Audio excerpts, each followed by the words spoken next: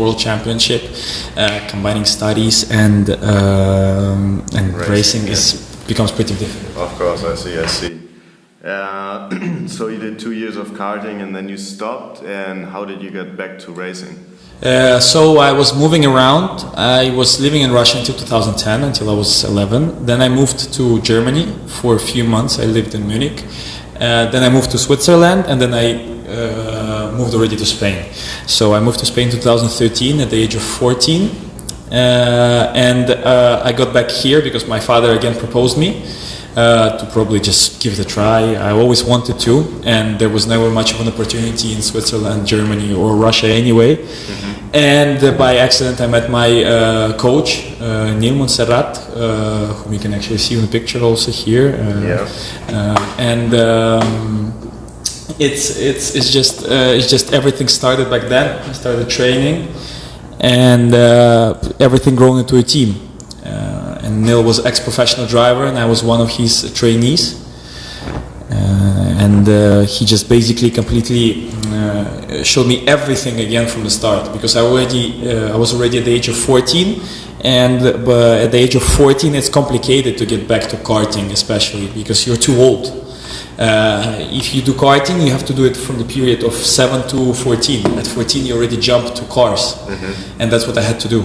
So I jumped to cars in 2014. Immediately? So you didn't really continue your karting career? Yeah, that's true. I didn't really do much. I did some national races here. I did a few races on a national level, but nothing big. Mm-hmm. And then I had to jump already straight away to cars, because I was already how can I say, my height was not enough for karting.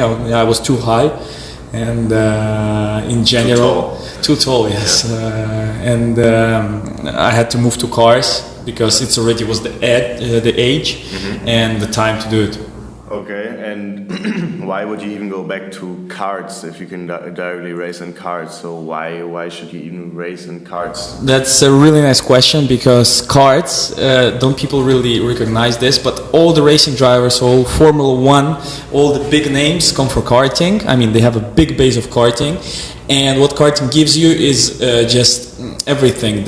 You fight really close to each other in terms of in racing, like the distance between cars. The distance between cars, the times, the qualifying is the racing weekends in karting are really intense, and karting give you a lot of base. So what you want to try to say is that in karts it's much more about the driver, and in cars it's the team and the car behind more than or prove me wrong. We could say it like this, because in karting a lot depends on you, but of course a lot depends on your team, on your chassis, on your engine.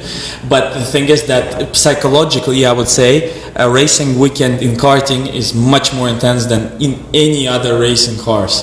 Okay. Cars, you come there all prepared, basically you have a lot of team behind you, and karts is just a physical thing. You have to be there, you have to really participate, you have to work with your body, you have to be in good physical condition, you have to be really mentally good, because it's all about some really small things, really small differences. It's just a completely different level, and that's why karting gives you a lot of base. So when you jump to cars, for you it's much more easier to drive. Sounds interesting. And also I assume that cars are probably much cheaper to race with than cars, or isn't that true?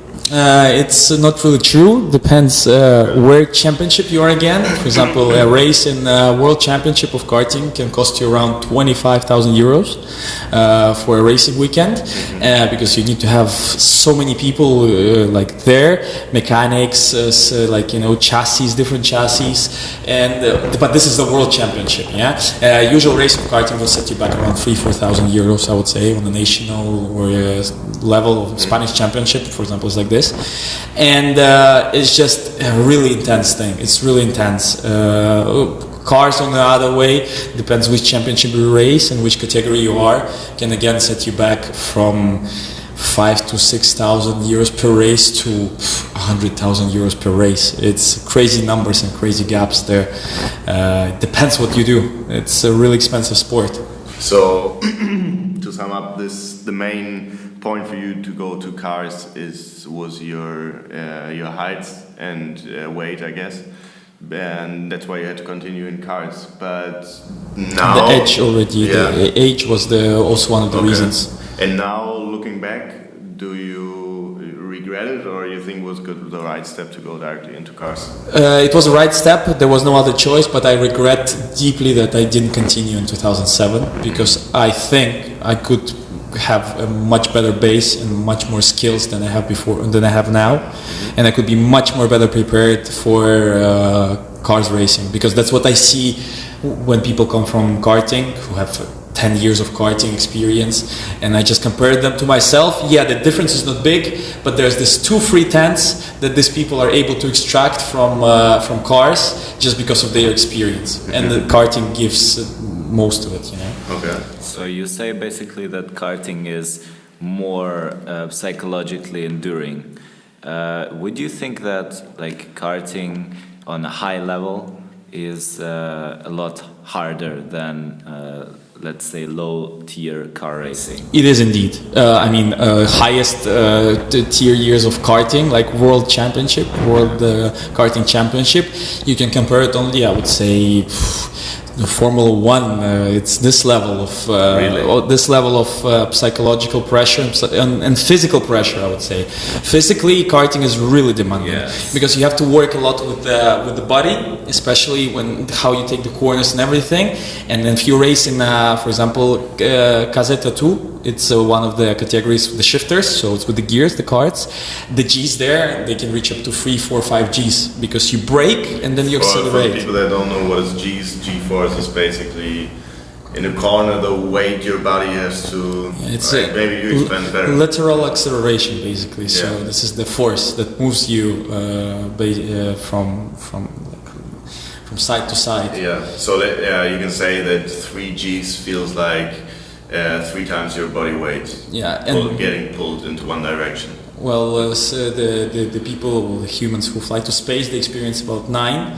Formula One, they experience about 6 in the peak, and in karting you can experience up to 3, 4 in the peak also, which is a lot. You cannot get it in the car racing, except Formula One or Formula racing then, because Which is also closer to karting Yes. than car racing. Yes, because we have to say that there's GTs, and then there's formulas. It's 2 different ways people go. So formulas is one thing, and GTs is another one. So I've got Maybe GTs. you explain what is formula, or what makes a formula. So a lot of karting drivers, they jump to formulas because it's just much more similar. It's a lot of aerodynamics, not a lot of weight. So you could see basically Formula One. Yeah, this is the highest tier year of formula racing. But there's of course Formula 2. There's there's GP3. There's Formula 3. There's so many formulas and different championships, and they are of course different in size, different power, and the different place you race. There's Formula New Zealand, sponsored by Toyota, and it's just all different tier years of formulas. So you start with Formula 4. After you finish karting, you start with Formula 4, then you jump to Formula 3, then you jump to GP3, then Formula 2, and then Formula 1. And formulas are always like in Formula One. There's always one person sitting in the car, and it's only space for one person. Is this in every formula, or? Yeah, it is. It is. In car racing, it's the case, except rally. Well, rallying is different. You need Yes, but in car racing, they could be in second seat, for example. no, actually, in proper races on a high level, there is never a second seat. It's always a one driver. Yes, but the car would have the space for it.